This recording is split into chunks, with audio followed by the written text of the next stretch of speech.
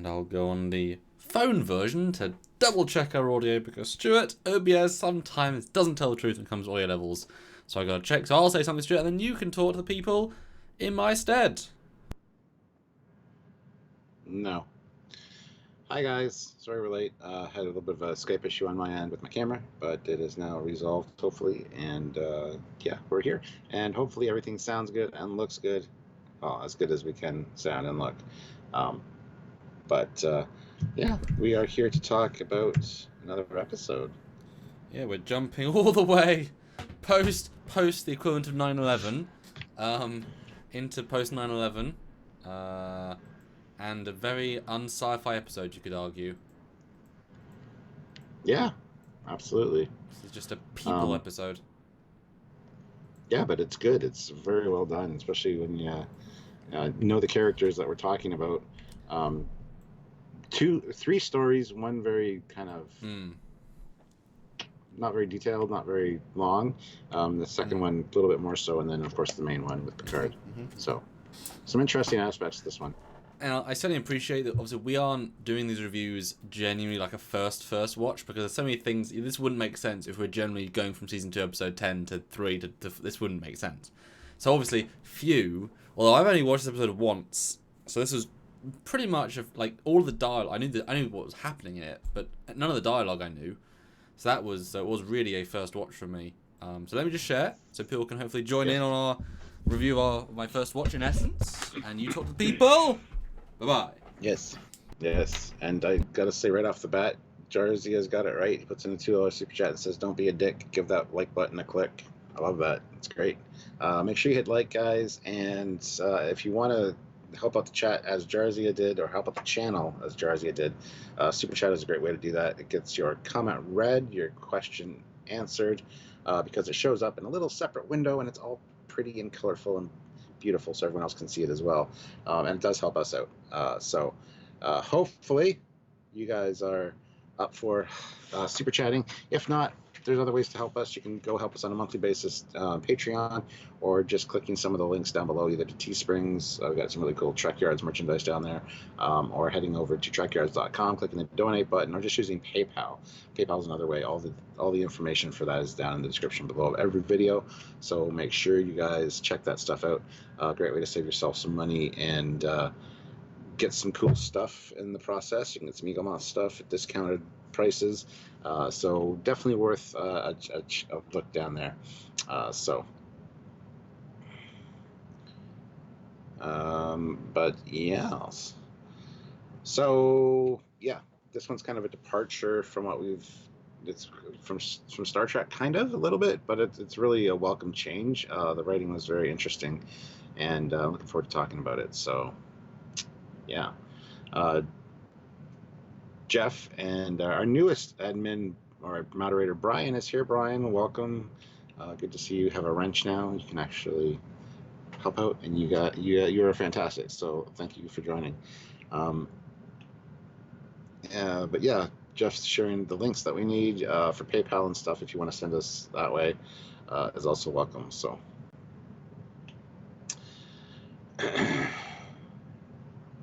So yes, and I don't know what's taking so long to share, but that's okay. And I agree with Supercoops. This is a great episode. So much packed into this one as far as Picard stuff. It really, you learn a lot about his character. So it's going to be a fantastic discussion with Samuel. Hopefully it won't be over 2 hours. I don't think it will be. We are starting late, unfortunately, due to the technical issues, so I apologize for that, guys, but we are here now. And yes, Dan, I saw your message the first time, and yes, I believe it is a redress. It's actually used a few times. Hello. Yeah. Hello. Did you happen to mention the video release today? I did not. Tomorrow, guys. Tomorrow, I'm doing my part 2 of the background remaster ship sponsor program. Yes. So come join. You're fuzzy. You need to autofocus. I need to turn it back up. Yeah. Join me there 9 p.m. GMT, and we'll go through and have a list of things that we've already got, so you'll know not to just donate again. And hopefully we'll get the wall basically booked in from that. So a lot of stuff you guys didn't find, didn't go for. I'm doing that tomorrow. So come join me at 9 p.m. tomorrow. And Jill said something that I did not know, but this kid was the one that played Picard when Picard shrunk in. And I don't know why I didn't notice that, because you can tell by the voice. I was going to mention that later, but Jill stole that from me. Thanks, Jill. I'm okay with it, though. It's okay. See, I remember him having a much larger appearance. That's because, obviously, he did. Not now. Like, I mean... Yeah. But that was genius on their behalf. Yeah. Because he says, you look just like my brother. Look in the mirror, Picard. Look like you too. No, it's funny. But yes, how many people do we have then? Should we give our 58? Okay, well, hopefully we'll join him. We had lots of people yesterday, so hopefully people just yeah. So Stuart, what is your overall review then of Family? Like you said, it steps outside the Star Trek box a little bit, but it's a welcome change actually, and you get a lot of insight into Picard's character in this one, which I appreciate. Plus, we get to see another era of uniforms and McKinley Station. So some cool stuff that way. Get to meet Lor's parents. So there's actually quite a bit of meat. Expanding of the characters in the world, essentially. Getting some background stuff. So lots in this one. And it's very well done, very well handled. I enjoyed all of it. The cinematography was great. I do appreciate the way the sets are lit here in season 4, as opposed to 1 and 2 that we've been looking at. Yeah, it's great to look at, and it's not. I don't think it suffers from any slow spots, really. I think once you get into the mindset of it's slow, like if you started second half, you'd be like, this is a slow episode, but you sort of left in this constant slow state, but it works. But it is a slow episode, because it's so like meaty slow. Yeah. I was going to say something, but I can't remember now. Sorry. That's okay.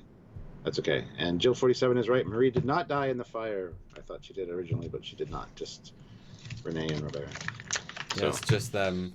Oh. Yeah. No, this one gives you time to breathe a little bit, but it's not go like dense like the one we looked at yesterday.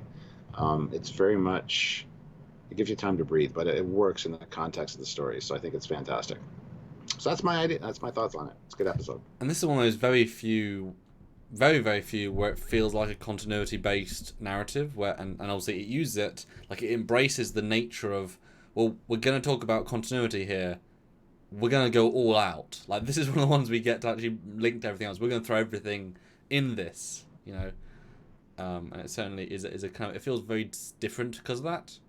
It's not of the week. It is just the epilogue. This is the Spider-Man Homecoming of Best of Both Worlds. It's a very different, unique story, but it really is only based on the story that came before it. I like this episode. My biggest note on this one is that the actors, I mean, it's just it's an actor's story, right? It's all guest stars, but what I kept thinking throughout is these actors are delivering their characters effortlessly. Like the parents, the parents especially, I mean, they're not like the best actors. They're not overacting, but they feel the most genuine you could possibly. They feel exactly right. So everyone was so well cast and was just the lines just coming out of them as if it's nothing, and it's so genuine this episode, and it needed to be. You need to have this emotional heart, and it has so many different emotional hearts because the acting is so genuine. So good for them. They all, good job them. And I also love the way that all 3 of the stories, the A, B, and C plot, all tie into the title family, because it's what this is all about, this whole thing. I mean, it really is just one plot with 3 stories. You know what I mean? Yeah.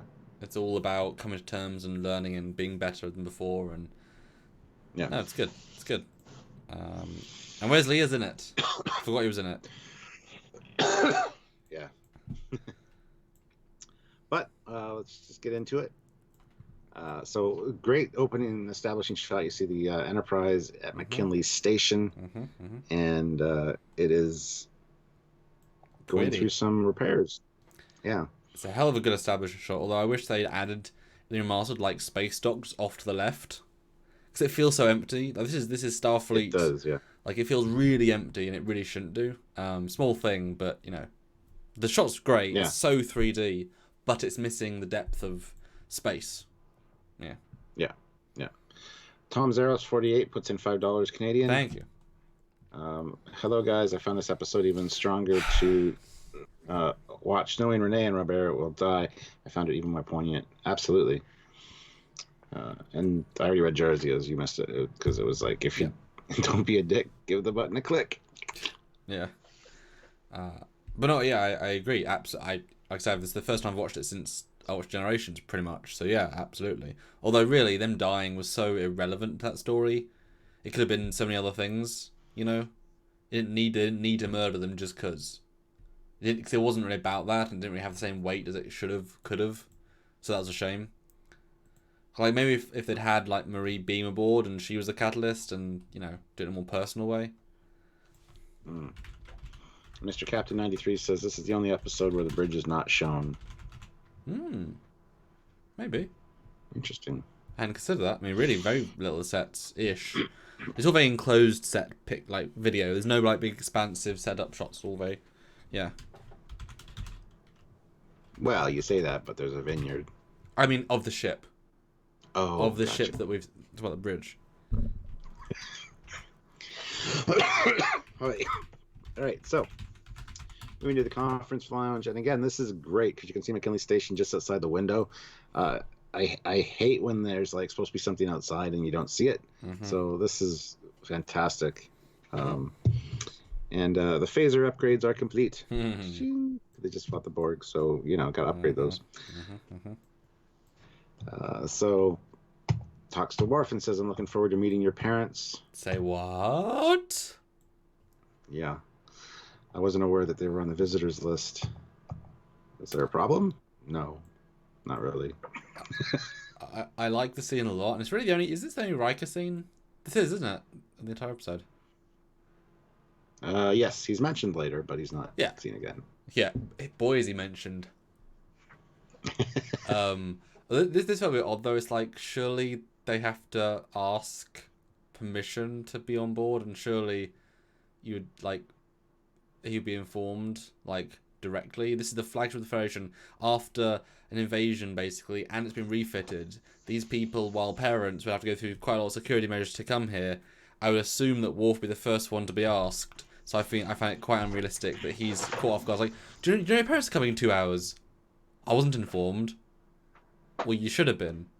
Like, it's a bit unrealistic personally, but it's a good gag. I just think it's a little bit daft. I can't really justify it. Can you justify it? Nope, didn't even consider it. Yeah. But that's why he says, though, I don't think it's appropriate. And, you know, the Klingons wouldn't allow that. Well, this is not a Klingon ship.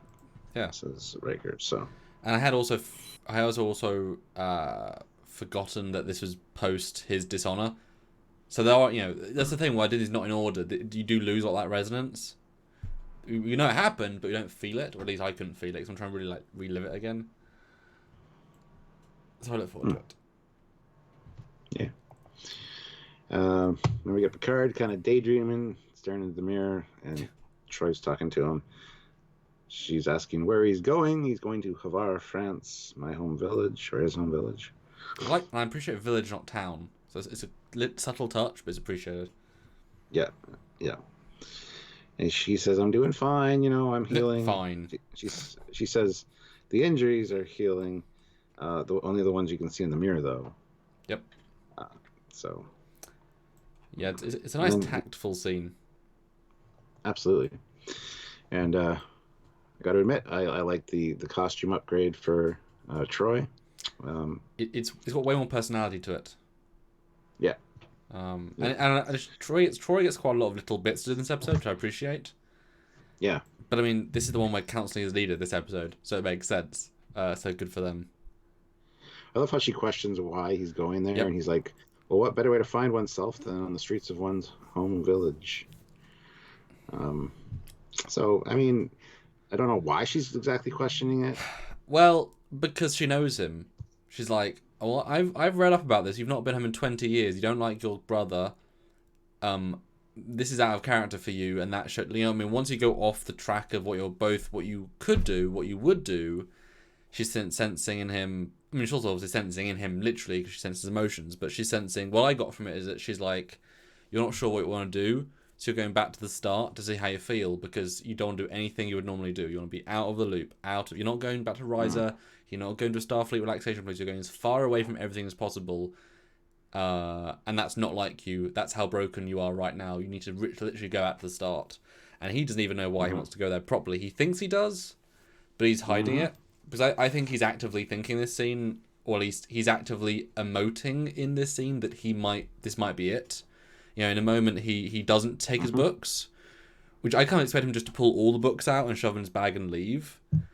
But it's almost more powerful to say, I don't need any of it. Nope, I'm just gonna just walk away, going, you know. Yeah.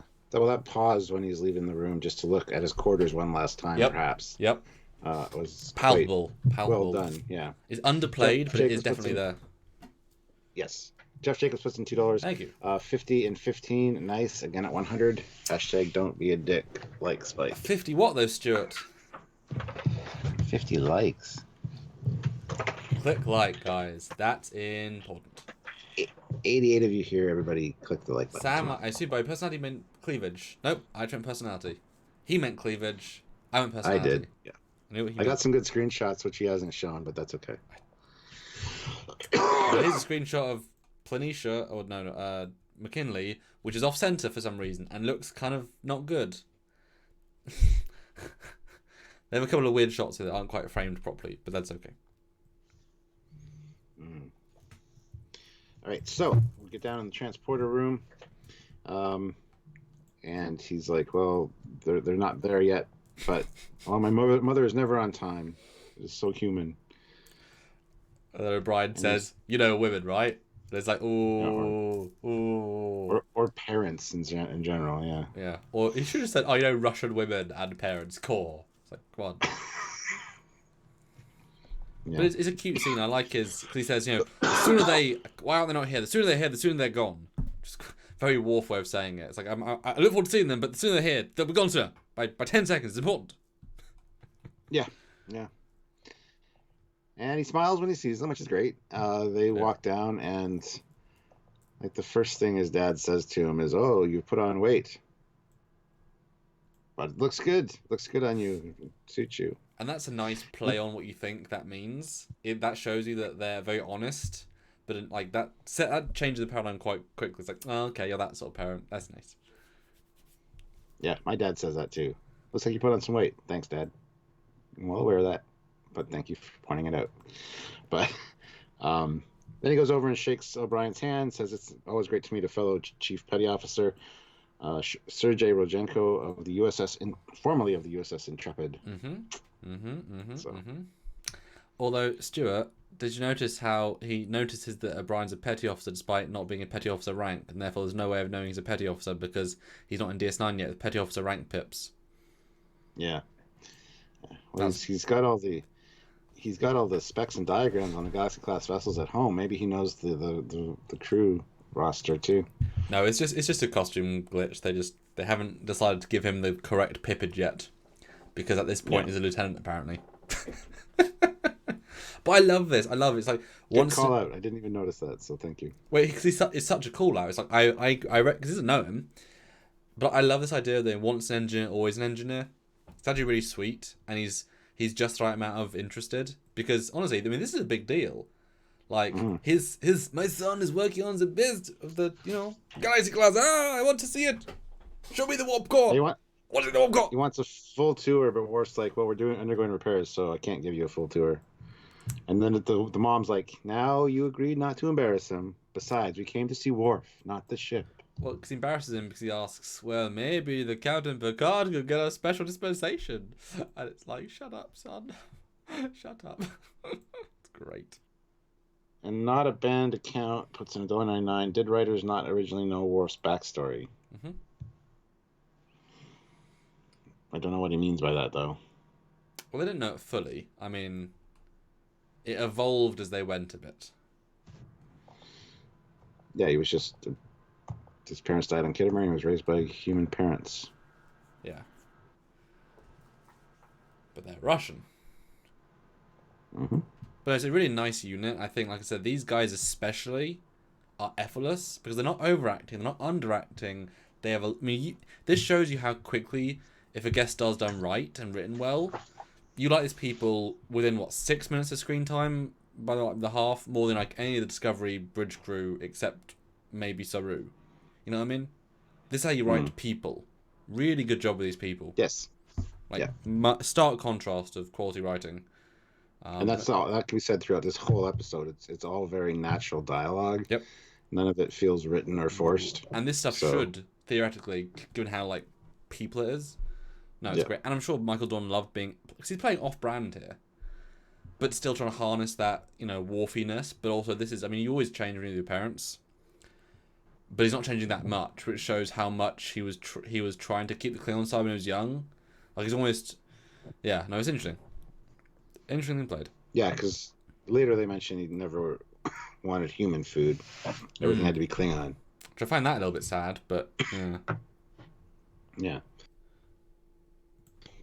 But it kind of fixes some of the issues we've talked about in season 1, where he's like, he tries something that somebody makes him try, and he's like, oh. And I remember saying, well, you think he would have tried that being on Earth?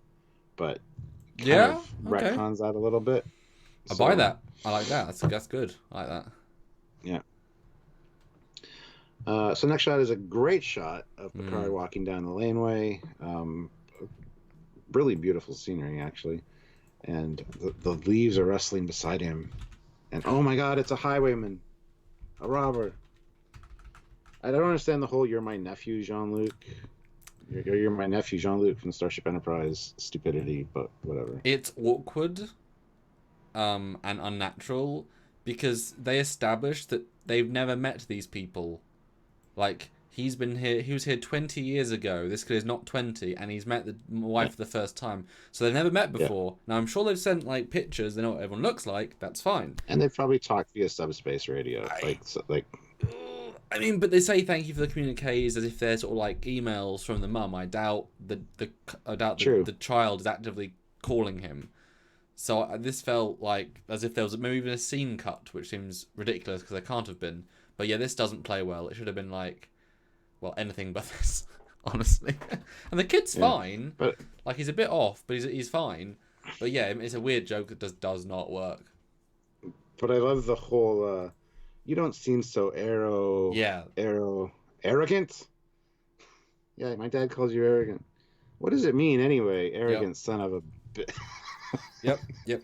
No, when he's given good lines, he can deliver.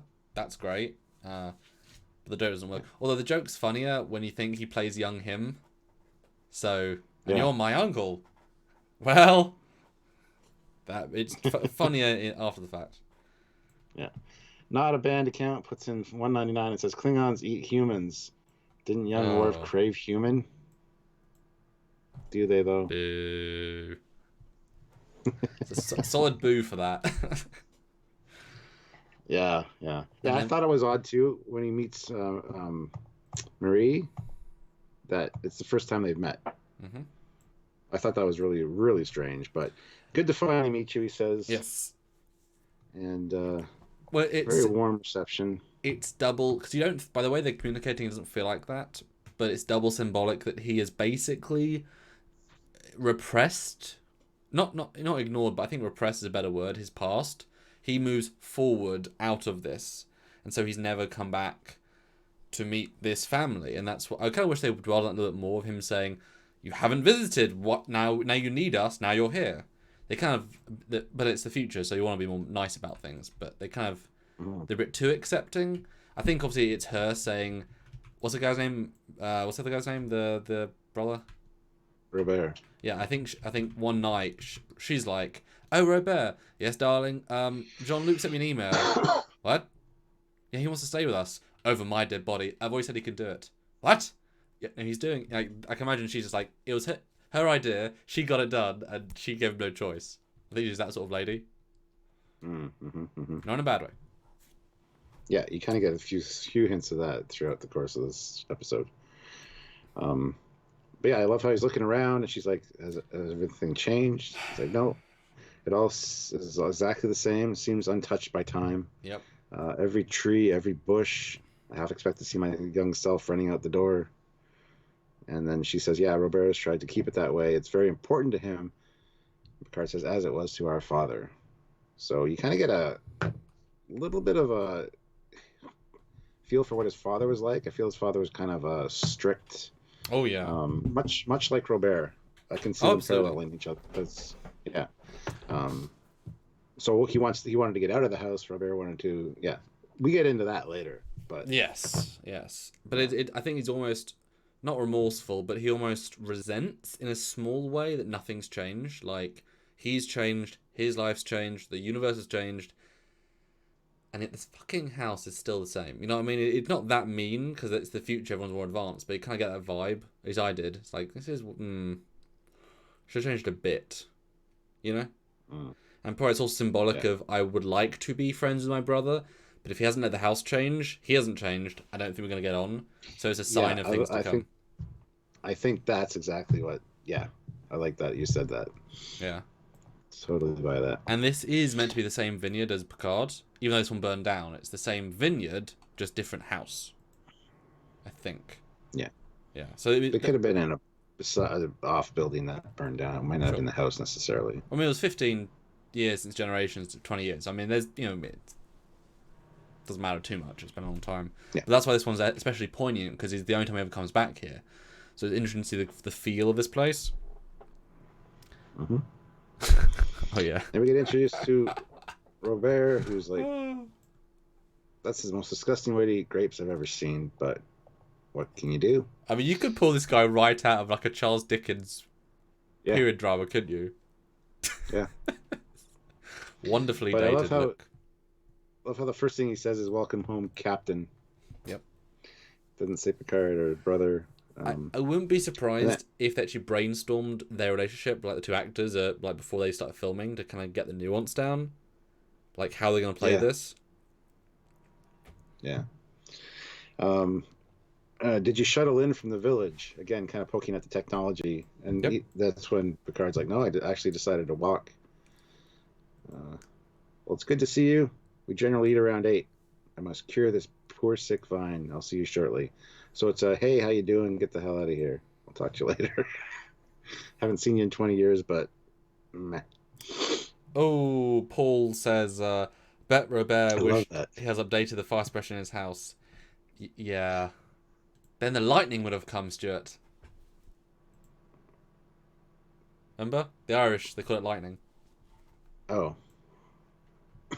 Yes. I thought that was funny, too. the force field, in case you guys didn't know. Yeah. It was funny. I just didn't catch on right away. That's okay. So, thank you. But yeah, very dismissive scene and a great shot of like the village in the background and the house and the vineyards. Yeah, I could tell instantly something's wrong in this scene because it just extends and there's yes, matte painting. But I appreciate it's both classical and sci-fi. It's a good mix of both. Yeah. I hope these. I think they must have used this as inspiration for the Picard vineyard, like the towers, because I don't think they would have changed in 15 years. You know, wherever they are built there for a reason. So I expect this exact look, because I mean that's what they have to go with. Like that castle thing should be in the Picard show in the first episode. There's literally no reason they shouldn't be. If you were doing the show now, you would do that, really, wouldn't you? So hopefully they'll keep that. Yeah. But then we get a shot back on the ship, and this makes me laugh because they've just don't bother doing the effect, but the sound's on. They just completely we'll save the $50. Just write the effect. Yeah. Great. But she's talking to Beverly's talking to Troy, and she's like, "So you guys visiting Earth? We're gonna go to whatever falls." Who is Beverly and Troy? I believe. What? Beverly and Troy gonna go visit there, Stuart? I don't know. Riker and her. Riker and her are going to like a... Ooh. To a place they went. The important to them from their dating days, I guess. I mean, Anyway. is that not all symbology of Bao Chica? I mean, why is this not explored? Can't get more obvious, than we're going somewhere romantic we've been before. It's such an offhand comment as well. Mm-hmm. Angel falls in that as well. That's it. Especially if he asked her, it's totally asking her out on a date. And I can imagine post Best of Both Worlds, he'd be very like, life's short. You know what I mean? Yeah. But then Beverly has something delivered. Space Amazon. Which, yeah, like where was it at her house on Earth the whole time? Yeah, I would assume. A little storage closet. Yeah. Lookout Tower Radio puts in £2. Thank you. Beverly talking to Troy in her PJs. She's not really in her PJs, but that's okay. So this is Lieutenant Commander Jack R. Crusher, USS Stargazer. That's a great touch to have that on there. I completely forgot he was on the Stargazer. Like, I thought he just died separately, but I'd know he died on the Stargazer in the Stargazer incident. Is that how he died? Yes. What I mean, I get why Crusher doesn't blame him very much then, because everyone died and none of it was his fault. Like, I always thought it was something. I always picked again. I've only seen it once. I thought it was a separate incident where Picard chose someone else over him and he died, but he just died on the Stargazer with everyone else. Like, oh, shit. Okay. Didn't realize that. Somebody, Thribs is saying no, he died earlier on an earlier mission, so I don't know. But I know he was on the Stargazer. So. I mean, to be fair, that it would have to be earlier, because otherwise how would the box be able to be sent away, because the ship was evacuated. So yeah, it'd have to be an early mission. Okay, yeah, good. Good point. No One Special puts in $5. At this time in history, people move all over the Federation. My cousin moved from U.S. to Germany. Haven't seen her in 13 years. We still communicate. Wow. Yeah, same kind of vibe. 111 people watching. That's fantastic, guys. Make sure you hit that like button. Make sure you subscribe to the channel, or are subscribed to the channel. And don't forget to super chat if you want to put in your 2 cents about this episode. I'd love to hear your thoughts. But where we see the TO, the Wrath of Khan style uniform. Always nice to see. Yeah. And yeah. The book. The book was cute, although again a bit, I guess, 90s at this point. The book is how to advance your career through marriage. And everyone was like, oh, but it was how he proposed to her, and that's cute. Well, she was in medical school, so it's cute, and it's also a book. So I'm sure she's like, oh, a book, oh, old school. But she also finds a hollow chip, or a hollow message thing. And this is interesting too, because it tells us that hollow recorders existed, and presumably players. Otherwise, what's the point? So there was full hollow technology in the Stargazer era. So then the holodecks, while new, you can still do recordings and playings. Photoreal-looking people, which I thought was quite interesting. Set us another bit of tech at a certain point. Yeah, Jack died 2 years before Maxia. Crusher died on an away mission. So there you go. Yeah, that's what I thought. I thought he didn't die the way that. Yeah. What's on the chip, Stuart? Well, it's something for Wesley. A message from Jack, but she hasn't looked at. But it's time. He wanted him to have it when he was 18. So, Judge, 1981 puts in $10. The whole Jack Crusher part was impressive, sad, and gave a face to the Crusher family. Yes, very true. And Zingo 76 flashbacks in the battle were officers in first, second season uniforms. What happened before the uniform change?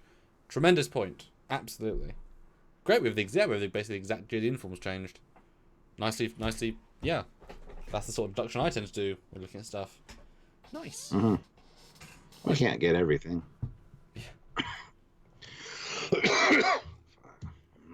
Oh, and cut to engineering, which in comparison to season 1 and 2. Everything's a screen now. I was like, holy shit, there's a lot of production value they've been put into this set. Like, everything is detail. Forgotten that it's good, Stuart, because in what we're used to is like blank walls, one screen, and then the core. It's like, oh, there's so much cool stuff. Yeah. That being said, a lot of the panels are off the wall in the lower part, but because they're repairing. Yeah. Fat Produce still puts in $5. I love watching this episode and seeing how Robert pushes Picard in order to have him express his tormented pain, trying to help the only way he knew. Yeah, it's a good scene.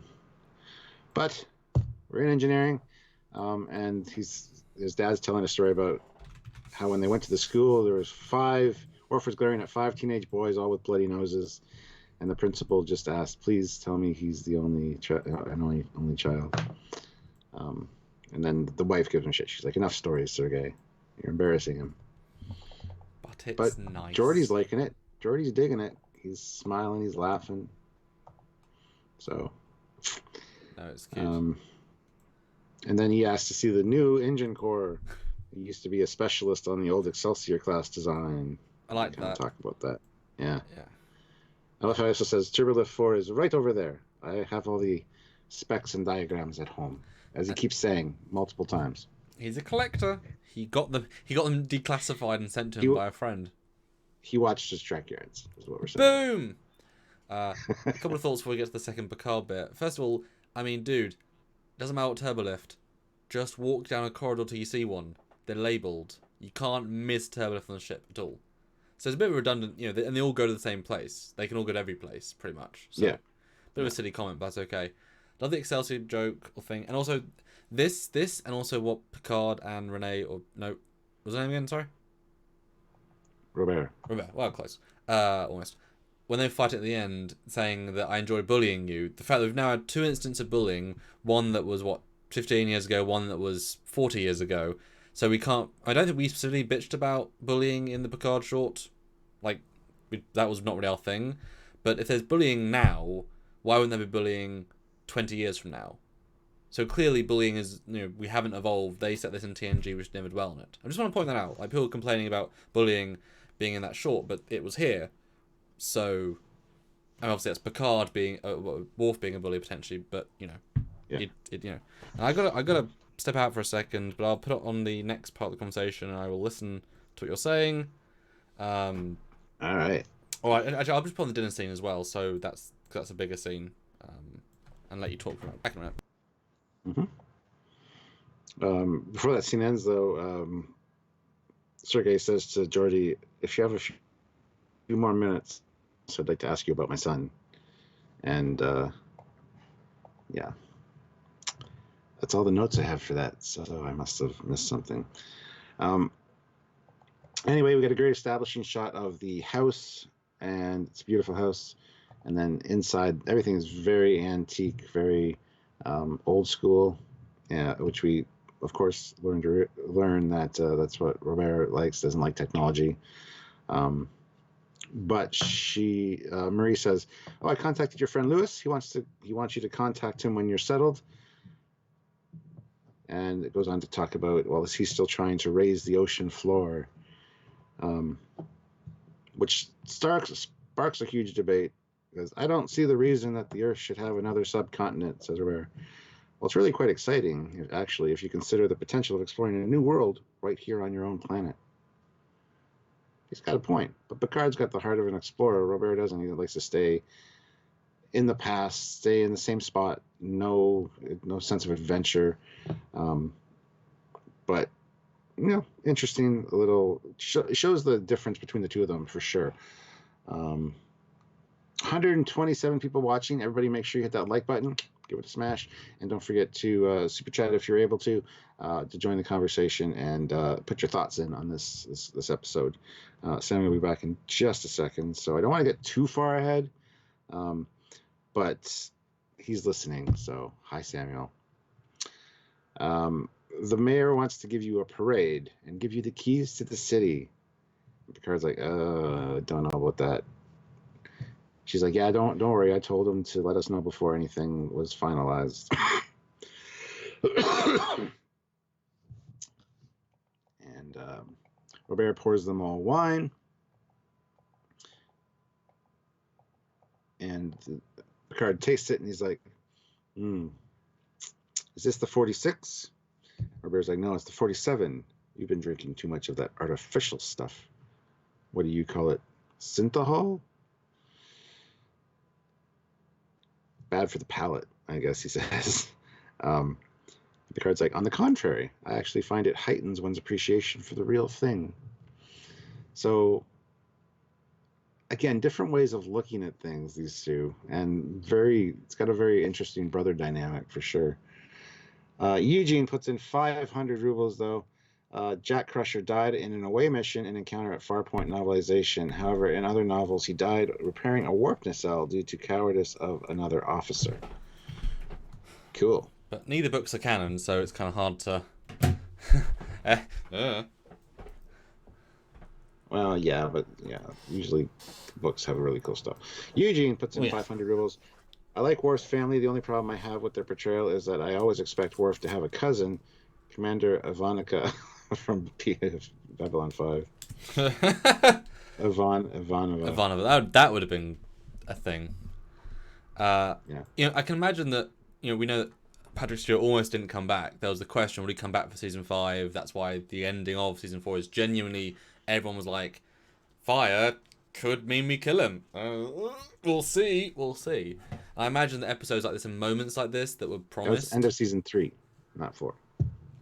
Yes, sorry. I can imagine moments like this are what can I help convince him extra, because I mean this scene is just a period drama. There's nothing sci-fi, nothing tech here.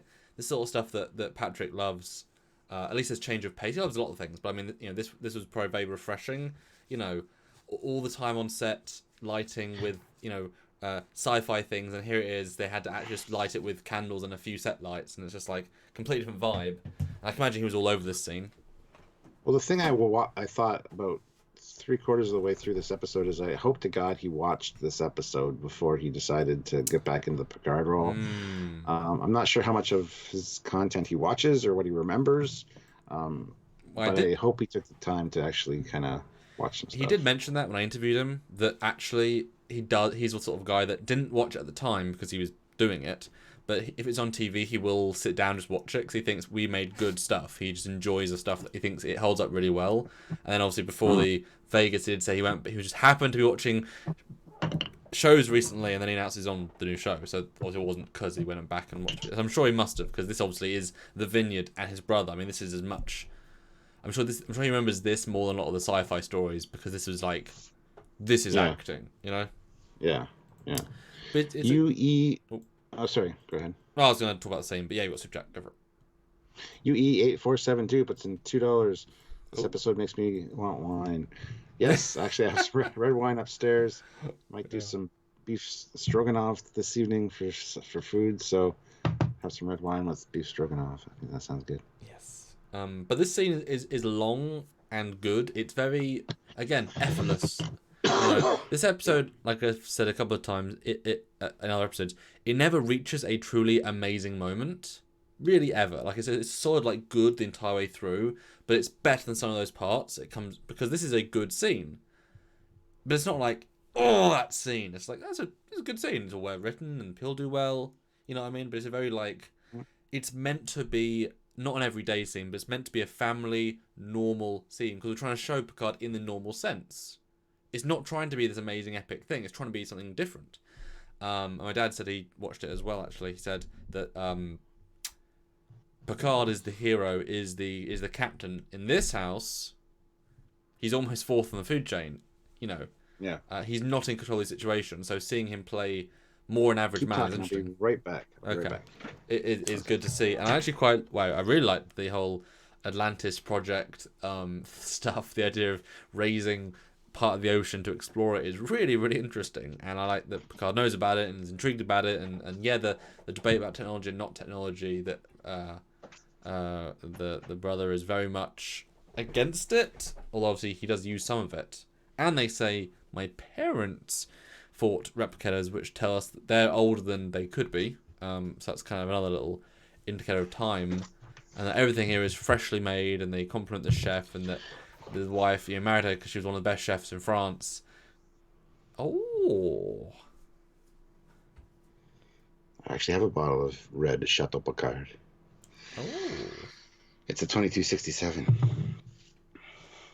Mark Lawrence puts in $2. Got to show my support. Also sent to PayPal. Thanks, dude. Appreciate it. But yeah, it's a good scene. It's a very interesting scene. Although it's. Well, I love the talk. Mm. I love the talk going into what you were just talking about the chef, her being a good chef. That they've had more than one conversation about getting a replicator in the house, and it's like getting a microwave. I mean, why wouldn't you have a convenience just in case? And then he says, "Well, our life, I think, is already too convenient." I bet the director said, "Okay, sir, we love you as an actor, Mr. Picard's brother. Look pissed in every moment you're on screen, and then act through the piss. But don't actually be pissed. Just look a little bit unhappy with your life, and then talk." Yeah, he's always got that. It's He's very got that scowly face. I mean, boy, they picked him for a reason. I'll say that. And I said, while you're off in those few seconds, that they call out specifically that Picard's parents had the same questions, which means replicators must at least be, 80 years old. Well, I guess, when he was born, 50, 60 years old. So they're older potentially than they could have been of the style we know. But yeah, it's a good scene, and I like they don't go too heated. Again, the whole episode is kind of is trying to be restrained, I do think it's a bit more awkward again that Renee wants to show him. Do you like starships? I wrote a thing about starships, but I do like I got ribbon. Did you? Oh, I don't remember. Yes, you did. I was there, you little shit. You got what I didn't. I was like, do you want to go show him? It's like, well, you're eating dinner, and I'm sure. Yeah, it's first course. It's the soup. Yeah. Why don't you wait till after? Yeah, I thought the same thing. Unless it was to get them away from the tables because they knew that there's going to be a conversation. But how long does it take to go upstairs and get your pad? I guess you might have to find it. There's no. Yeah, I don't know. Anyway. And I felt funny that Picard's like, oh, I don't have any more. Dude, it's in your computer system. It was a data-based one. Like, what do you mean? It's not handwritten. You're not from that era, Picard. Everything is archived. It was like 10 megabytes of a Microsoft Word 2153 document. It's fine. Yeah. Maybe they didn't have a pad in the house to do his homework on, so he had to use a pen and paper for that because his dad doesn't like technology either. But anyway. Oh, but he'd still use it at school though. Because he'd still have to transcribe it into a pad. It's not as if you could present a written one. It'd be presented as a pad. Anyway. And his brother says, yeah, hard enough to protect him from all that's out there without you encouraging him. And he almost yells. I'm not encouraging him. And this is a stab to the heart to Picard because he says, you raise your sons as you wish and leave me to raise mine. And you can see the look on Picard's face like, oh, yeah. And it's interesting, we've had this, again, might be intentional because yesterday we looked at another one where they call out children and Wesley called out children. This is 3 in a row where specifically we see Picard's lamenting children. That's interesting that these ones are that's interesting. Because I can't imagine he didn't have a wife. Like we've got to hear that he was married to Beverly and they've got a kid somewhere, but there's got to be something. I can't imagine. I know they say he's secluded, but he would totally go and have kids after he left Starfleet. I can't imagine he'd be, screw it, I'll end my family line because I hate my life. He would find new meaning in having a family and being a father, even if he is middle-aged as Star Trek goes. Yeah. So if he doesn't have kids, I'll be very disappointed in their writing. Just saying. But next scene is Lizzie. him with Good night. Next scene is him with his friend Lewis, and they're talking about how different him and his brother are. And Picard's like, well, there should be room for both the future and the past in this life. And I totally agree. But we should keep on to the past. Like, should hold on to it. Yeah, that's how we got here. Some treasures. Yeah. And they want to talk about the Atlantis project and how he's just one of 200 supervisors. He's not the supervisor. Yeah, as that's fun. Picard was led to believe. But we're looking for a new leader for the project. Yeah. And Picard starts asking questions about how they're going to, increase growth but without messing with the tectonics and stuff. And he's like, "Oh, so you have done your research?" And Picard's like, "Well, we used a similar thing on, I forget the planet, but it's actually in an episode to relieve pressure. Different method, but it might be able to work." Mm-hmm. He's like, "Well, it's good ideas. I should have you talk to some people." And he's like, "Nah, it's fine." So. Yeah. And this is another scene where it's so effortless. These actors, they are just having a really genuine conversation, even though it's all nonsense, in the sense of it's fiction, you know? He's so underwhelming, this actor who plays his friend, but it's just the right counterpoint, you know? Like, he's very plain, but he's just right. Like, you can forget him instantly, but also he's so good. Yeah. I don't know. Well done. I love the Atlantis project, the entire concept, and I love the idea. It's such a weird, cool sci-fi. It's such a throwaway thing, then it becomes important. Like, it could have been a throwaway thing, but it's such like a nice sci-fi thing to do. That's really the only sci-fi in the entire episode, pretty much. Raising the entire raising part of the seabed. It's quite big. I guess they got bored 400 years in the future, so we'll just try something new. Yeah. No, it's good. And I mean, in terms of like them trying to get Picard, have you thought about running it? Looking for a leader? I mean, if you got Picard, what a get. Ran the flagship, Starfleet captain, massive career, just saved the entire Federation, at least Earth. The hero of, I mean, that's like going for like Will Smith right after Fresh Prince, or right after, his biggest film. It's like, let's go for the top person possible. Are you sure? Yes. It's like, okay, Lewis, if you think you can get him, you can try, mate. But seriously, that's a big get. But I find it quite charming as well. It's like, Earth matters too. But back on the Enterprise in 10 forward, there's Worf's parents and Worf sitting at the bar, and he's like, "I'm happy to see you. I'm glad you're here. I wish you would be a little more reserved when you were on board." Then he leaves because Riker's on the comm. He says, "We've got to talk to you about the phaser upgrades or the phaser test results or whatever." But yeah, and then they run into Guinan. He says, "Eventually, everybody stands here and looks out that window and looks for their star that's their home." Then she says, "So how come you never gave him prune juice?" And that's where we learn that everything had to be Klingon. All the food she learned to make, or whatever pie, blood pie. I forget what it's called. And then Guinan goes on to say, part of him might be embarrassed by you guys, but a part of him that drinks prune juice and looks out that window to home, he's not looking towards the Klingon Empire, he's looking towards you. So, just a nice, touching moment with Guinan. I was a bit taken aback though with the first half, with them being all like sort of conspiratorial to the two parents being like, "Should we tell him? Yes, we should." Like, I thought one of them's dying. Like, I thought something important, but all it is in the end is just they want to talk to him about his honor, that we're here for you. They overplay it heavily. How like it really is a massive anticlimax. It really, really is not a good. Anyway, and the Guinan thing also feels a little bit. I love her lines, but it's like, "Hello, I just met you. Let me tell you my son's life story," because there's a script and I need to read the script. It doesn't feel conducive to this one feels a bit more like script time. Once I get into it, it's great, but it's a very forced, like, 1, 2, 3 conversation points. But yeah, I love the not eating human food. That's really interesting that I wouldn't have considered for Worf as well. So, weird scene. Yeah. It's probably one of the weaker ones until you get to the meat of it. Yeah. Joe47 puts in $2 and says, "Hi, Joe. More awesome dialogue by Guinan." Yeah. They wrote her well. They absolutely did, yes. And then you get a computer in the Picard house. Oh, sacrilege. Yes. Looks like an old computer. Let's give him some props.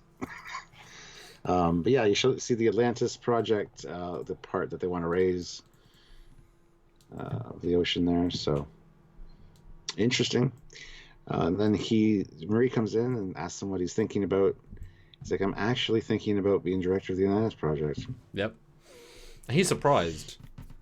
But you can, like I said, that's why I think it links into the start of he's not sure what he wants to do. Like he's looking for a way out almost, and now he's. I don't think he would ever have really taken this job. Now having finished it, I'm like, it was him lying to himself to try and work out what he Yes. wanted. Yep. Absolutely. But I like this a lot, actually. It really humanizes him. Like, he could do more. He has actual interests beyond, because he's passionate about it. He actually likes this idea a lot. And I think it's a really nice little sub-story within the sub-story. Yeah. I love how he like turns there and says, I really like my brother's taste in wives. He Or in legit women. flirts with her just a little bit. Oh, yeah. Yeah, It's like, if only I was here and he wasn't. When you met. I like French food too. And French cooks. And gingers.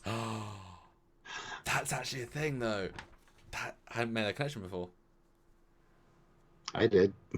I hope that was in the casting call. I hope that was deliberate. I really hope that was, because that's a nice subtlety. That's good. In case you guys are confused, he's referring to Beverly, so... It's Beverly's ginger. But anyway, Lewis shows up. And he's They offer him wine. He's excited. Instantly. It's like, hello, we'll just get drunk. No, right now. It's fine. It's so abrupt. Well, you're going to a vineyard, a winery. Of course you're going to offer wine when you get offered wine when you go. I know, but he should shuttle and drink. I don't know. It just feels... I mean, it must be a French future thing. So I'm guessing it's not in places you necessarily just have fresh wine. So also it's like, do you want the delicacy? Yeah, what does it say? Yeah, he's excited because he mentioned that he was interested, and he set up a meeting with the board of directors. They want you. At least listen to them. You won't regret it. Because Picard's like, oh, really? No, because I think he was fooling himself into thinking he might wanted to do it, and now this kind of more solidifies that. Yeah, it's too tempting almost. So he didn't want there to be an actual meeting, but he's like, fine. You know what? I'll talk to them. So, yeah, he makes that snap decision of, well, maybe. It's that classic. Well, I might as well listen. I might as well look at the ring. I might as well just buy it and see. Might as well go to the showing. No, it's good. I love that the conflict in Picard is almost entirely not about the Borg in this episode, even though it is. They don't go the literal nail on the head way. I love that. It's not just him talking about the pain for 43 minutes. It's only one moment. Literally one moment in the entire episode. It's really the point. But everything is about it. It's just, it's manifesting in this nice tech small way. That's a really clever way of doing it. That's a really smart thing. However good the new Picard show is going to be, I guarantee it won't have that same subtlety. You know, because this is 4 years of writers building up and learning and the characters, and you can't just get that with a new show and only 10 episodes. I mean, this is episode 2 of 26 after having already had 60. You've allowed subtlety. You've earned it, especially after I'm sure season 3 must have been a big success for them at the time. People were like, damn, this show got really good. So I'm sure this season was like absolutely on top of the world. Yeah, absolutely. Eugene puts in 500 rubles. Thank you. Do you intend to review Inner Light before Star Trek Picard premiere? I consider Samaritan Snare, Defector, Family, Inner Light, Lessons, Tapestry one of the 4 cornerstones Picard arcs. I don't really. I kind of don't want to, because that's like burning the most famous one. Just for this, I don't want to really do it either, because it's. Yeah. And also that it fits in the context of its show as well. It's like, what if we wait until after Picard to go back to the reviews, we'll have more of an audience. Like, we don't do the shows once. I can imagine we might do like a 20-minute Picard like family live stream when we get there, as like maybe at the end of Best of Both Worlds talk about family briefly, because we already done it. But I don't want to burn through it. It's like saying, let's do all the greatest hits first and then go back. But then you've burned through the greatest hits. It's kind of, you can't go back to them. So no, I think we'll skip in a line. I've got a couple I want to do that I think are safe to, but yeah, I'm not the hugest fan of Inner Light. It's good, but it's not. We've talked about this before, but anyway, Jeff Jacobs puts in $2. Thank you. 100 likes. Awesome. Yes. Again at 140. Hashtag make Jeff pay. 124 of you here. If you haven't hit like yet, make sure you hit that like button. All right, back on the ship. Beverly is talking to Wesley, and she's like, "Well, this is from your dad. He wanted you to have it when you were 18. I'm not sure what's on it because I haven't watched it, but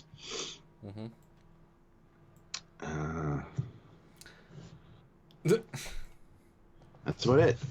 Well, though Wesley's in uniform, he looks really good in uniform. He does, yes. And he's definitely got a tan in this scene because he is much browner on the face than he is any other time. He went on holiday before this because he's legit tanned. But he looks good in uniform. I kind of wish they maybe start him at this age in season 1.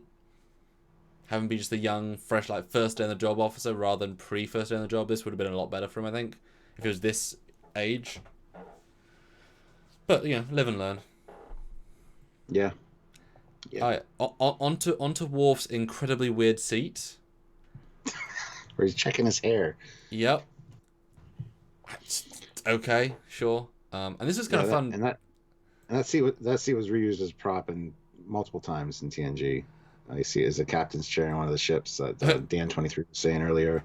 Right. You see it in the background a lot. But it stands out so much as a weird thing right now. It's really strange. Because he's a Klingon. It's the future, baby. Weird shit.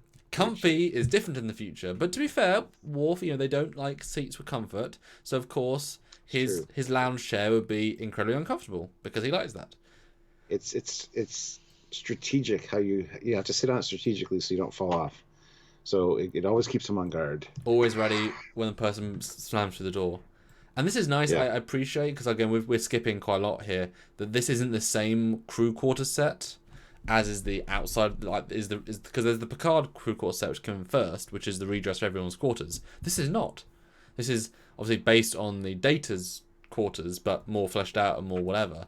So I guess they chose inner quarters that don't have windows. I never put that together. Perhaps. But maybe he wanted to be more secure. Rather than a torpedo hitting the outside the ship and killing him, he's like, put me inside, next to the armory. What? Make that gymnasium my quarters. Wow, Tasha wanted a top view. Oh, I'm not Tasha. That's what thing happened. Literally, it's not, wouldn't that be great though, if literally the armory's next door, because a secret door, they do beep beep, it walks to the armory. So it's like a car 0 to 100 in 2 seconds. He can go from 0 to phaser in 10 seconds.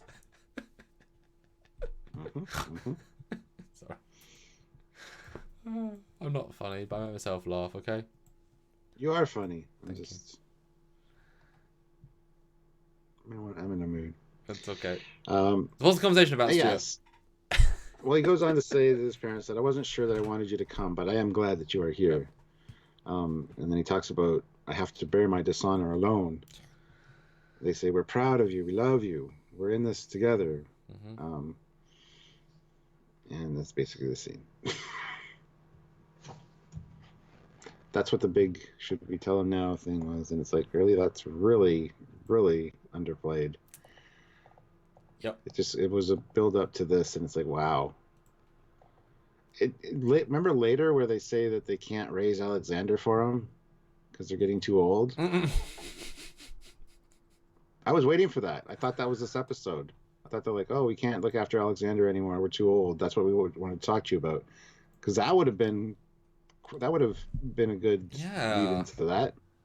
But I thought that was this episode, so I'm waiting for it. I'm like thinking, where is Alexander right now? Well, I haven't even met him, so I don't even know. I don't remember where he comes in. I don't know. I don't remember when he comes in either, but I'm sure it's by now. It must be, yeah. Anyway, and I know he stayed with. Would it be great, right? If the last scene, post credit, is just Alexander coming back from class saying, "Oh, where's Grandpa and Grandma? You missed them." What? Yes, they were here. Yeah. It's like, you didn't tell me. You did not know? No! I hate you! Just like, just the most awkward scene. But no, this scene is terribly played in terms of like the payoff. I was expecting him to say, I'm ill. That's such the obvious payoff here. Like, I'm sorry, son, but I'm ill. No, mother. I lost all my diagrams and things on the Galaxy class. I'm so sorry, son. I lost all your births. I lost all of your family photos. What? No, it's weird. I mean, it's a lovely little, but also it feels a little bit disingenuous. I mean, see if you agree. When Stuart, when Worf's like, "I must bear it alone," and you're like, "Yeah, but you don't." They're not Klingon, you dumb bastard. And also, you've not been raised Klingon, so I don't quite buy he'd be this hard, like against, especially his parents. I don't quite buy. But we've this talked scene. about this before. We talked about this Have we? before because he wasn't raised Klingon. He overcompensates his Klingonness, and everything's exaggerated as far as his Yes. honor and Okay. everything. And Okay. it's, Okay. He's too classic. yeah, he tries too hard and really laser focuses on things when he doesn't need to. But then also them saying, "But we're here for you." Something about this feels disingenuous that they don't know what's going on with each other, even though you would think after being with each other for 10 years of your lives, you'd have a more, you know what I mean? It just feels a little bit odd. Doesn't quite connect with me. But I think I was waiting for something else. So I think the whole thing is a bit, yeah. But they're still great. I mean, these three have a genuine chemistry together, and I kind of wish they came back once more at least. They were good as a three. Yeah. Yeah. Excuse me, guys. James Miguel, though, puts in $4.99. Thank you. I think this is one of the better character growths of Picard's sibling rivalry. Was a nice touch. Bring back memories. I'm now plotting revenge against my brother. Yeah. Yeah, we're just about to get into that scene, actually. Good call. Yep. So, Picard's pouring himself some wine. Robert comes in, and he's like, "Careful, you aren't used to drinking the real stuff." Is it true? Well, it's true. Is it true that synthahol never leaves you out of control? Yes. Well, this will. I really wish... That's okay. That's something I'd really like to see. The gallant captain out of control. It's like, oh, wow, pushing buttons. I love the idea of this scene. Again, I was basically first watching this, in essence. This scene, I was like, oh, this is a good little... This is a smart scene. Because it's true. And I really kind of wish they'd played up his being drunk more. That would have, I think, played better if he'd been a bit more slurred and a bit more out of control. Because he's actually rather in control this entire sequence. Like, until the punch, he's pretty much... It's kind of weird. He's obviously doesn't drink that much. But though, you got to remember that Picard actually does drink real booze. He does have real booze. So I think Renee thinks... Yeah, you don't drink. You're a a synthaholian new person, and he's like, dude, I have a drinks cabinet in my quarters. I bring Beverly round every other weekend, and we get a bit tipsy, dude. So I think that context is there. I just wish they'd play that up more, because But yeah, I like this scene. Well, a lot. Yeah, and Robert says, "Can I ask you a question? What the devil happened to you up there?" So not just a question, the question. It's kind of like, wow, mate, thanks. I assume that they humiliated you, whatever. He says, "I always thought you needed a little humiliation." Or was it?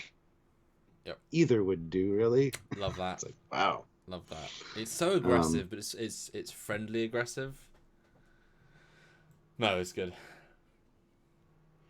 Not a band account, but it's in $1.99. Functional alcoholics don't always show symptoms. Absolutely. Who's alcoholic here? What? Huh? I don't understand that. What? I don't know either. I can't imagine Just either alcoholics. But this is true. No. But Picard had enough of this. He gets up and leaves, and Robert follows him and is pushing him. He's like, "Oh, why are you walking away? I thought this is what you wanted. Local boy makes good, returns home a hero." I'm not a hero. Why don't... No.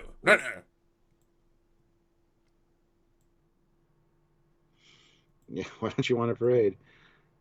And then he goes on to say, "I was always so jealous, and I had a right to be. I was your brother, watching from the sidelines, watching while you broke every one of our father's rules and got away with it. And who had to keep you in line? I did. I was the elder brother. I was responsible. It was my job to look after you." Then Picard turns on him. "You were a bully. And I even enjoyed bullying you. Didn't you come back because you wanted me to look after you again? You've been terrible." Well, yeah, and that's when the punch happens. Because Picard, I don't think he knows why he came back specifically. But this conversation is very well done, very well played. And this is a really good payoff to these two characters because they start further apart, and in this scene they're still exactly who they were, but they've obviously like a day or two has passed or whatever. Their rhythms have started to click more. They can go from I don't want to talk to you to I will talk to you, and now the instinct for the brother to get it out of him, to heal him. The only way he knows how is by being a bit of a dick, or quite a lot of a dick. And it's really tangible. Like this, they must have rehearsed this scene a lot. Again, it's all one take too. That walk. Yeah, I noticed that conversation is all one take, and it's like, damn. And I bet you it didn't take him many takes. I bet you they were right on this. I bet they were in the zone and they were just doing it. And we did also forget to mention the parade way early on. But yeah, the Picard parade. I mentioned that when you were gone. Oh, okay. Because it's a conversation at the dinner table. I love it. Yes. It's like, yes. That would have been great to see. Like a blown up Enterprise D floating in the sky and everyone's wearing, like, that would have been great. Board costumes. And Picard's like, look, I'm Locutus. And Picard flash like, no, they're here. It's the Picard parade massacre. Renowned. It's awful, man. Awful. Well, it's not started. It's fine. No, mass field disintegrate. Is that PS2? He's like, John Luke, you just killed all of our friends. What? I don't know. The line must be drawn here and no further. He faces it. No, this is a good scene. And there's the obvious stunt double fight. Oh, is it? Oh, wow. Oh yeah, there's a few scenes where it's. Oh yeah, the eyebrows are too dark. And boy, this is so distracting. The fact that they've gone from this day, which is grey and not the same set or the same flowers, and suddenly, boof, they're in a bright vineyard day. It's not at all the same location. Like it is. It is. They walk through the path they're walking on there is shaded by trees. No, but I mean, when they were filming it, I mean, it's meant to be, but I mean, it's not actually the same location they're filming. Oh. Yeah, you can tell the cut is so. I mean, I saw it so drastically. I mean, I know it's a different day, but it's like this is not. I mean, they didn't film this in the same place. Okay. Yeah. It's just it's just like they moved. But it's funny if you notice the first thing they say hi to each other. It's windy and they don't ADR it. It's really windy, and you can see how all things are blowing here. So they filmed on the same day. It's just a windy day, which is quite a nice way of seeing behind the productionness. And I love the sob story in a sense of the you were better than me. I was allowed to be jealous. I was allowed to be a bully. You were doing this. I was doing this. It's really nice. And it's very humanizing in every way, because like I say, it's not sci-fi. It's just people. And it's funny to hear Picard being a champion athlete. This is funny to think of. Yeah, but he was. Good for him. But they end up in the mud. And Picard starts laughing, and then he starts crying. They took everything I was. They used me to kill and destroy. I couldn't stop them. Robert says, you have been terribly hard on yourself. I tried to stop them. I tried so hard, but I wasn't strong enough. I should have been able to stop them. So my brother is a human being after all. And this is the best piece of advice here. This is going to be with you a long time. A long time. You're going to have to live with it. You have a simple choice now. Live below the sea with Lewis or above the clouds with the Enterprise. And that's the revelation. That's what he needed. Because you can tell by the confidence in him after that he needed to get that advice. So he did need to go home to be looked after by his brother. Essentially. Yeah, so. I mean, this scene, honestly, I was distracted by the location change, actually, and I was writing notes. But as soon as Picard starts crying, basically, this is so well acted. It's tremendously done. Although the mud is kind of distracting. I mean, what did you think when you saw that? It's very, very excessive. And when she opens the door, they walk through this door. Okay. They walked through that door, and we wouldn't have closed it behind him for the other one to open it. So they must have done more than one take, because it's already smeared on the floor where the door opens. Because they would have came in and closed the door, which would have, well, I guess that would have smeared it. But anyway, the way it's pushed, it just looks odd. Well, yeah, it's a setup. They didn't really do it. I mean, it's kind of hard to. They didn't put that much effort into faking it for real. Yeah. But I got the sense here that they said to the actors, or maybe Patrick Stewart said, "Can we just film this? I just gotta film it. Like, we can't do lots of takes. We can't do reshoots. Like, I will go get dirty because it's still wet on him. Like, it doesn't look dry. This is not, you know what I mean? They kept this under control, but he gets way too messy. This isn't. I mean, he actually did the messy, and then did the take. I think that was all part of it. He went method for this scene, because normally you'd, like you say, it's overdone. This is way too much if you're trying to film it like a contrived. Oh look, I've been muddied because his makeup. No, he just got muddy, and then they cleaned off his eyes a little bit, but it's very like, oops. Especially the other guy. It's like it's really bad, you know. So I got the sense it was like a 1 or 2 take really in it, and it is a bit distracting because you can imagine it more, but it feels very real. Cause like I say, it feels like they just did it, and so there's the reality which and also this is the most opposite to TNG. If you think about this scene, it's 2 guys not in a sci-fi costume rolling around in the mud in a vineyard next to trees. I mean, how much more not cardboard sets can you get than this, you know? So it's very the opposite to TNG, and yet harnesses all the characterizations. It's great. It's great. It's a really good payoff. Mm-hmm. Not a Band Account puts in $1.99. Thank you. Why didn't Picard use season 1 Starfleet martial arts? Because that would have killed his brother. And to be fair, the fight is pretty shit. Like, there's even a moment that I was like, it's so lazy, but I think they're not. They are not invested as actors because I think the characters aren't invested. They're brothers. They don't want to actually like deck each other. They're just like get off me kind of thing. Yeah, but it's you feel the half-assedness in both the performance and but it's true. It's true. Yeah. And Jarzia throws in $5. Thank you. This was one of the best scenes Stewart performed on the entire show, in my opinion. Also, the actor playing Robert full on has mud in his mouth, so props to him. Yeah. Dedication, man. Yeah. Yeah. Ginkgo Yoki puts in $2. Thank you. It reminded me a little of the Quiet Man fight. What's the Quiet Man fight? I don't know. I don't know what that is. I don't know, Stuart. I'll be honest.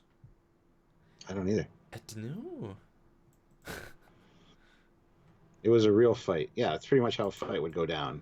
One punch, one shove, then a bunch of rolling around and kind of getting the other. Yeah. Yeah. Oh no. Yeah. Real fights are never movie fights.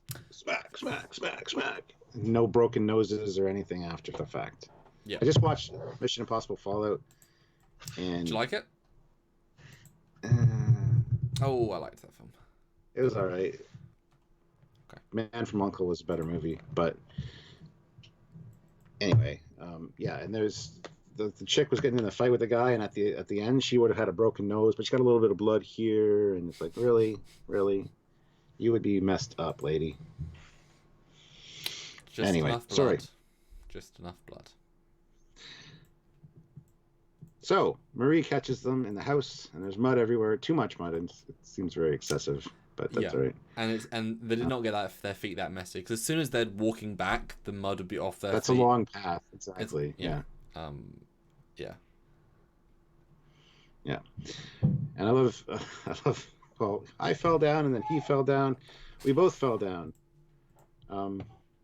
You were fighting, weren't you? No. Well, yeah, she sees the blood. She's like, have you two been fighting? No. Jarzia puts in $2. Can't wait till you get to TOS and break down Kirk Fu. Exactly. Yep. It's an awesome art form. Art form. Yep. It is. It's an art form. It's not a... Yeah. And they're singing, I guess something French. Yes. Sort of cleaned up, but sort of half-assed cleaned up. Yeah. It's like they wiped themselves with wipes and sort of just gave up to drink. Yeah. But the mud on the floor was too much. I really... Because this swaps so quickly, I really wish they were drunk here. Like, actually drunk. Like, they actually just had, like, too much. because they start singing. But Picard is so sober by the end of this one scene. It really plays weird. Like, you're setting this up. They're finally drinking together as friends. No, they're not. They're fine. It's like, yeah, okay, well, fine. And yeah, the resound, the resolution in Picard is so nice here. It's like, I'm going. Really? I need to go. Yes. Like you said, with the sky of the oceans, great line previously. And, yep, I'm gonna go up. It's great, lovely, good. Yeah. He says, "Yeah, it's time for me to go. I'm gonna cancel that meeting with Lewis." Yeah.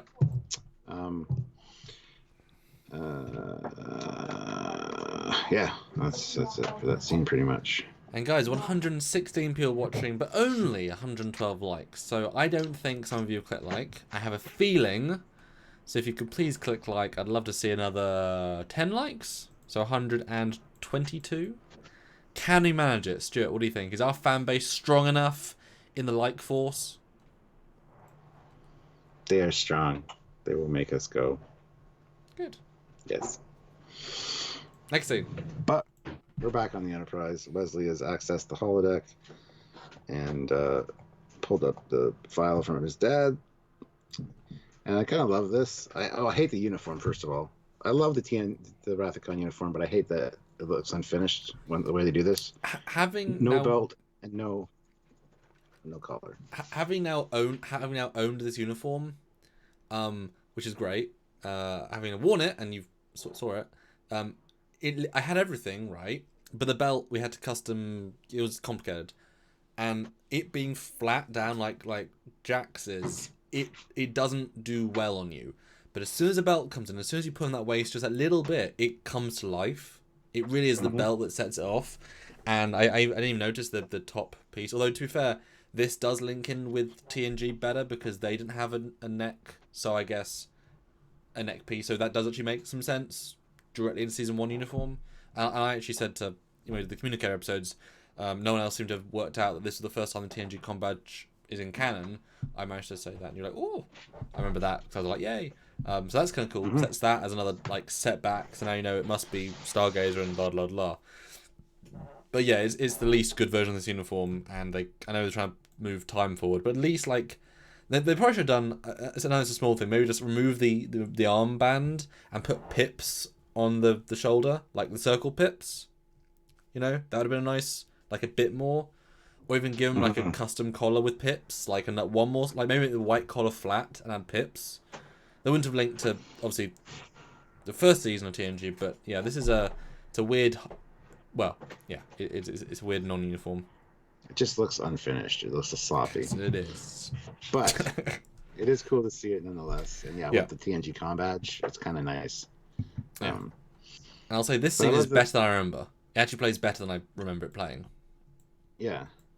I love how he's like, I want you to know who I am now, because this Jack Crusher won't exist when you're older. In more ways than one in this case. But he apologizes for being gone so much. Hopefully you're not resentful, but it comes with wearing this uniform. Maybe one day you want to try one of these on yourself, but I think you'll probably be a doctor like your mother. As you lay there in your crib, I can see in your face all the people I've loved in my lifetime. My parents, your mom. It's an interesting, and he's so young here too. It's like, I'm not sure how if I know how to be a father, and that's one of the scary things when you become a parent. It's like, I don't know how to do this. What if I screw it up? So yeah, it's interesting. I was quite impressed with this scene. Honestly, I'm not sure why exactly, but I was. So good for this guy. He has basically has a monologue, and he actually legitimately makes it his own, and he does kick some ass. And good job. It's good. It's good.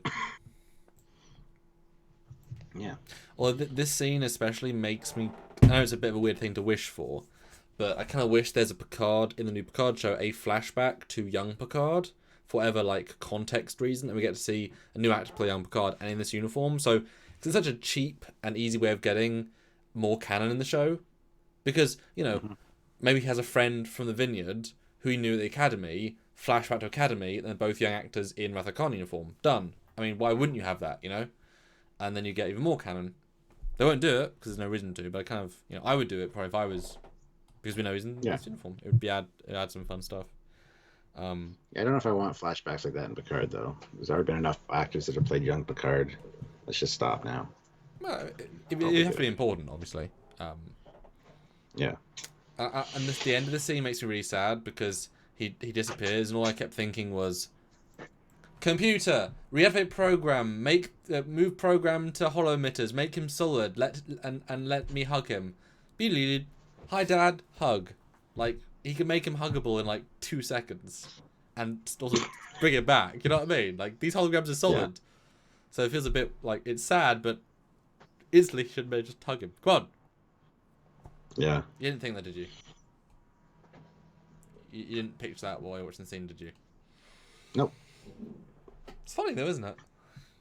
Mm-hmm. Just hug it's right there. So anyway, then he's saying goodbye to his family, and Robert gives him a bottle of the 47 and says, "Try not to drink this all at once, and if possible, try not to drink it alone." That's a good line. That's a smart line. Yeah. Like I like the dynamic between these two. They're never going to be friends, but they will be. But they're brothers. always going to be family. Yeah. Yep. And that's it's a weird chemistry, and then this hug, like it takes a lot to actually get to people, and this hug is so earned and so strong emotionally. It's really, because this comes out of left field almost, This shows that you've done a very good job episode to introduce him, make us care, and make us see this as a payoff. So this was a really good hug, and well done for them for achieving the emotional payoff there. Yeah. And Trek Reviewer says, Trekyards, how do we tell what division they are in that uniform? Yeah, because it's the undershirt that has the color of the division, so it's a good question. Everyone is Space Division. It was a confusing time in Starfleet. That's why they moved to TNG. Yes. But yeah, he walks away the 25-mile in his nice, pristine uniform. That'll be dry cleaned as soon as he gets back on board, but oh well. Mm-hmm. And then we get Worf saying goodbye to his parents. And they run into the captain. And Sergei is really excited because it's, Captain, yes. There were parts of the ship I couldn't see because of... Yes. But Picard's genuinely happy to meet them. And... yeah, it's a good scene. And then the turbo lift door closes, and he just has a smile on his face, like, "Yep, I'm home." Well, the door, yeah. No, the parents thing is lovely. Yeah, and Picard's definitely back. You can see his resolve. No, that's nice. And then you see his brother and Marie, and little Renee is out dreaming about being a starship captain, or dreaming about the stars. And you get to see a nice side of Robert. Yeah. A tenderness, because the whole time you're thinking, why is she with him? Oh. But yeah. But it's not that he's a bad guy, he's just very specific on certain things. But, I mean, the fact is they've moved their life away from those things, so they wouldn't come up, Did you see his face, though? He's always like, Well, yes. But I can imagine it's just because Picard's there. Like, that's triggering. If you weren't asked, your wife demanded he be there, and, whatever. And also... They should remaster this and have a little line of dialogue from her at the end. So the fire suppression company called today. Have it trail off. No, it should be like Pike with Enterprise. Remove them! I don't want technology! Remove all the fire suppression systems! What? They're going to go wrong someday. Well, okay, sure, if you're sure. And quick note back to Picard for a second, his face. I took the smiling. Yes, I'm happy to be home, but also that was a fun interaction. I'm here also for these people. Like, part of being a captain is for your crew. Because you're giving up your time to serve, in a sense, the people that are serving you. It's quite a symbiotic relationship. I think he's thinking, yeah, these guys. I'm absolutely here for these guys. I love how the Sergei at the end, just as the doors are closing, I have all the specs and diagrams at home. Wouldn't have been great if he pulls back and says, would you sign them, please? No, okay. It's good. Jersey, it's in $5. Thank you. The underwear have a division color. Say it's at the end, I'll be like, I had no idea you were science division. God That's awesome. damn it. That's great. It's horrifying. So yeah, final review, Stuart, of this episode. It's just fantastically awesome. Multi-layered as far as acting goes. You get to learn a lot about everybody's extended family, hence the title. And it really adds a lot of depth to the characters. Yep. Plus, you got some really good acting and I'd love to see him Guinan in this as well. And I don't know, it's a good episode. It's not necessarily very Star Trek-y, but it's very good piece of TV. It's well shot. You get to see a lot of good exteriors, which you don't usually see in TNG. So that's a nice change of pace. And I got to say that when he walked away, the contrast between his uniform and the green just popped. It looked really fantastic. So lots of great stuff in this. It's a good episode. That's my summation. As for all of TNG, my score, I'm gonna have to give it a 8.5. It's good, but it doesn't have all the sci-fi awesome Star Trek-y awesomeness that I like. I like a lot of ships and space battles and stuff like that. So I do enjoy it though. So it is up there. And guys, as I said yesterday, put in your scores now what you think out of 10. Again, we're really skipping those. I don't bother saying out of 10 for season 1, 2, 3, or 4 because we're jumping too much here. But out of 10 for all TNG. Let me see one first. And then... No, this was good. And like I say, I really did watch this for the first time. There's so much good dialogue. But like I said earlier on, it never reaches a truly phenomenal moment. The only one, the closest, is Picard crying. But that in itself is like quite a low-key moment. The episode is very, very restrained. It kind of feels like Picard himself, bit bottled up, bit restrained, bit professional. You know what I mean? It's very much through the lens of that character and that thing that comes through in the direction and the filming and such. So it's a strong 7 the entire time. Good but never amazing. But it has little bits of that. Really does feel amazing, even if it's not necessarily being amazing. Kind of hard to describe, but when you put it all together, it's a stronger episode because of how it's built and the choices made. You know what I mean? So I would say yeah. For all TNG though,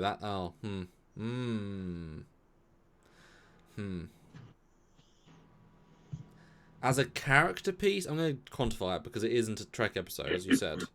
As a character piece, it's a 9 out of 10. Because how many better ones are there? Well, there are some, but not many. As a Trek episode, it's probably like 7.5. Yeah, because that takes into account all the things, And also, you can't watch this one on its own. Everything in it is to do with everything in the past. So it's not you gotta watch it when you know everything. You gotta feel it in the same context, and so it's a really great epilogue.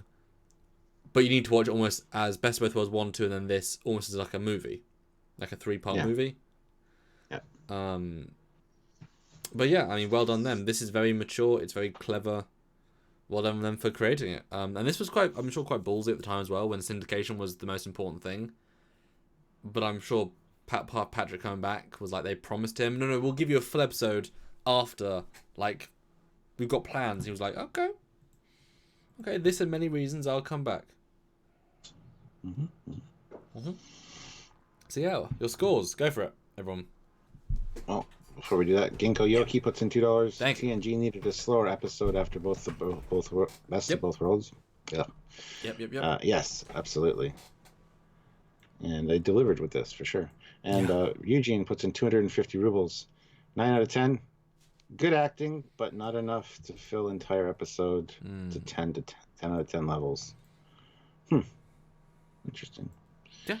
So Zachary gives it an 8 out of 10 because of solid acting. Jeff gives it an 8 out of 10. Dan, 4 out of 10. Wow. Wow, jeez.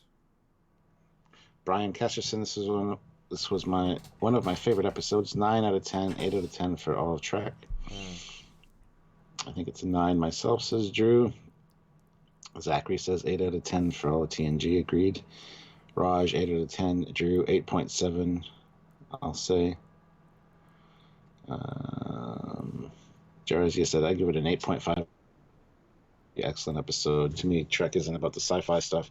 That's just setting. Trek to me is about exploring the human condition, which family certainly does. Well, the problem is you can find the human condition in so many other shows, but you can't necessarily find the sci-fi in other shows, nor the Star Trek universe. So, you know, that's why it's best when it's best of both worlds, when it meets those two. You know, really good sci-fi with some really good character stuff. Yeah. It's like Doctor Who was, when they rebooted, it was a lot on Earth, and that was a big complaint. It's like, well, there's sci-fi here, but it's not really using the sci-fi, like time and space, and why is 12 out of 15 episodes on Earth? Because budget, and because they want to keep it grounded, but it feels so much less sci-fi, and then, yeah. Yeah. Ryan K says 7 out of 10 wine bottles. Trekyards, now wine yards. I mean, sure. 8 out of 10 for season 4. 7 out of 10 for TNG. Says Cool. King Koyoki. Lots of good scores. Lots of good scores. Yeah. And guys, it'd be great to get maybe another $10 before we finish. Finished a little early today, but I think if there's no sci-fi, we can sort of burn through it quite quickly. So another $10 would be great to end on. Slightly slower super chat than previously, but I'm doing, as I said, my live tomorrow to do the second part of the background ship sponsoring. We had a great time last time. I ended about 70 ships live with you guys. It was a 4-hour live stream, which I was not expecting. Holy hell. Well into the wee morning. But you guys were tremendous. Even UK people stayed awake for it, which was great. Constant people, constant fun, and good chats. Because people are chatting amongst themselves and answer questions and stuff. So you guys, there's so many more ships. Seriously, if you think all the ships are sponsored, believe me, they're not. And having taken them all down, I put up a lot of ships up there, and most of them weren't sponsored. That's why I'm doing a second part, because if I just put the one sponsored up there, it would look sparse and boring. Not boring, but you know what I mean. So I want to see another 40 or 50 sponsored at least tomorrow. So please do come by. There's a lot more to do, and you'll have other options from other sci-fis as well. So join me at 9 p.m. GMT, and I'll go as long as kind of I'm sane, because they'll get very tired. Lookout Tower Radio puts in £2, an extra £2 for you to make Trekyards wine. Yeah. Superb. I got my Chateau Picard. He's drunk already. So where'd you get that from then, Stuart?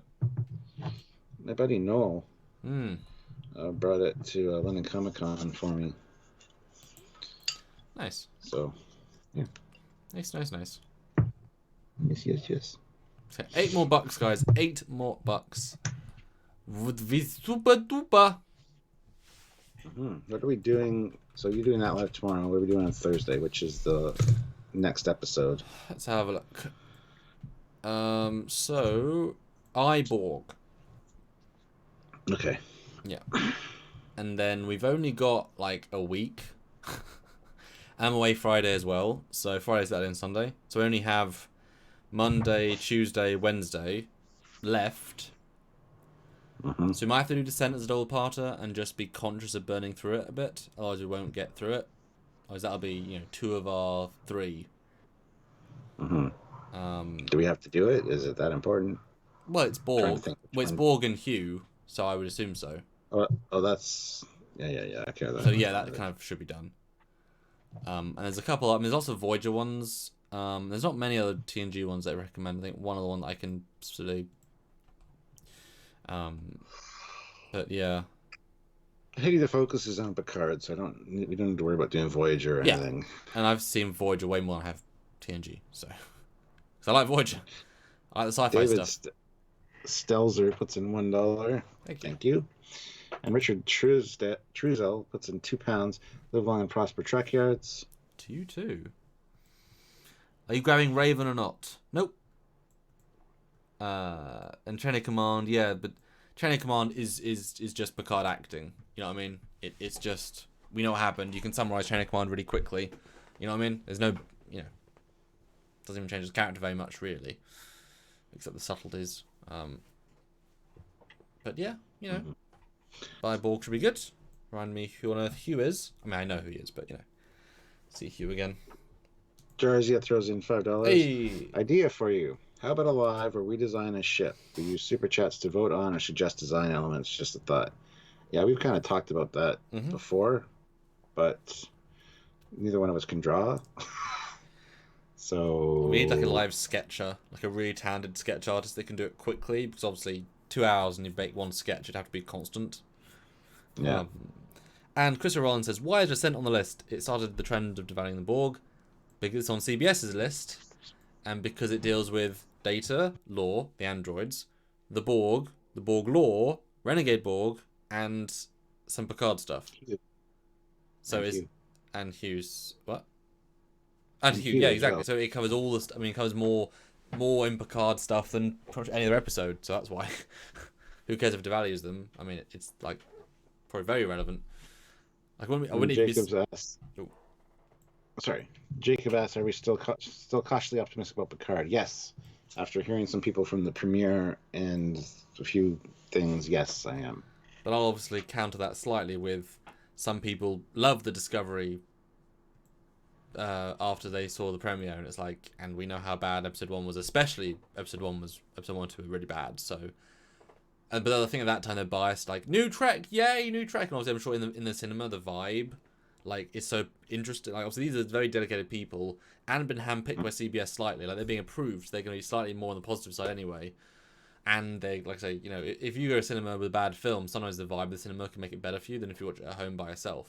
So, whereas watch it at home by yourself, there's no context except the show itself. So you can, so it's a little bit unfair sometimes. It's like if you go to the premiere, I mean, who at the premiere of not Endgame, I don't know, whatever film, I'm sure everyone walked out the premiere of Rise of Skywalker loving it because they're at the premiere with their celebrities. Oh my god, They didn't though, because a lot of the critics after that said it was awful, and that were there. So, okay. Yeah. But we got half 5, so there you go. I'm happy. So I'll see you tomorrow then. Yes. And you are out doing real life, and I guess we'll probably see you on Thursday, and then I'll be away during the weekend, and then back for Picard week. Oh my god, Stuart! Oh my god! Oh! So we'll be covering episode 1 on Friday next week. With Stuart's first reaction on the day itself, and I'll build Stuart a sexy thumbnail that we can use each time, because that's going to be a show. Stuart's first reaction. I'm really excited. So until then, I'm excited, Captain Foley. I'm also excited, Captain Connor Combs. Zaraxis put in $5. The social aspect of movie-going trends to increase enjoyment, I think. Also glad I could catch the end of this. Glad you could make it as well. Yay. Good night, everyone.